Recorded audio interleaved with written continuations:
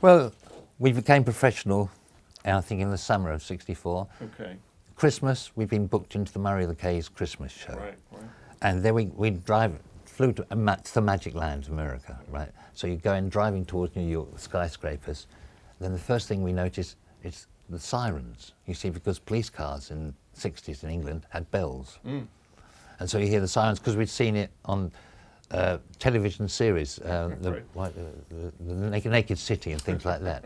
And hearing gunfire at night, you know, that was it's quite a shock. And then to be on stage with people like Benny King, Chuck Jackson, the Shirelles, you know, Patti LaBelle. Well, we were slightly worried we were going to compete with all our heroes, basically. But it was a fantastic time. They were so friendly. The influence that Odyssey and Oracle has had over the years, I guess it was Al Cooper who really had a big... He did, actually, him and Paul Weller. Okay. But you see, when we finished the album, people weren't that interested in it. And so we weren't earning any money, so that's why we split, because it didn't do anything. Until Rod and I put together his group Argent. But then all of a sudden, 18 months later, Time of the Season started taking off in America. And it was the third choice from an album. They put Butcher's Tale out as the first single, which was never a single, Butcher's Tale. Even had the words printed on the single back, you know. Oh, wow. It was about World War I. My mother's older brother, who was 16, was in the Battle of the Somme. And she remembers him coming back on leave and them having to iron all the maggots out of his, you know, and he got killed on the Somme. And then I read a book called The Donkeys about the First World War, and suddenly there was this fact that the first day of the battle there were 30,000 casualties before breakfast on the Battle of the Somme.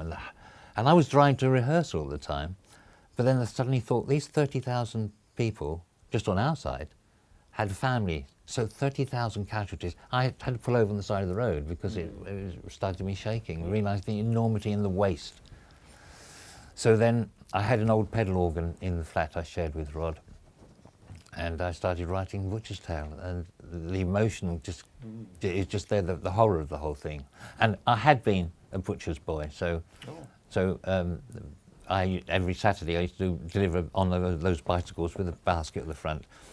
So I thought that would be a good way to start the song, you know. Wow. I said to Rod one day, "Do you realise it's 40 years since Odyssey and Oracle came out?" I said, "It would be nice if we could get together and do one gig." And he said, so they booked one day in Shepherd's Bush. Okay. Then Hugh and I said to Hugh, let's rehearse, okay, let's run through it, because I can't remember the bloody thing. So Hugh and I rehearsed in his garage, getting it right, because Rod and Colin thought, we're never going to be able to play it, because let's see what they're like, he says. We go out to Rod's and Colin there, and Hugh and I were note perfect, and they made all the mistakes. So I thought, well, because then we thought, we've got to have another keyboard player. Darian Sahanaja phoned me up and said, "You don't need another keyboard player, do you?" And Rod said, "Actually, we do need someone to play the mellotron part." Right. So that's how it got started. That's how we did it. Yeah. And Shepherd's Bush, when I got on stage the first time we did it, I looked along the musicians, and you still feel you're 25. Oh, okay.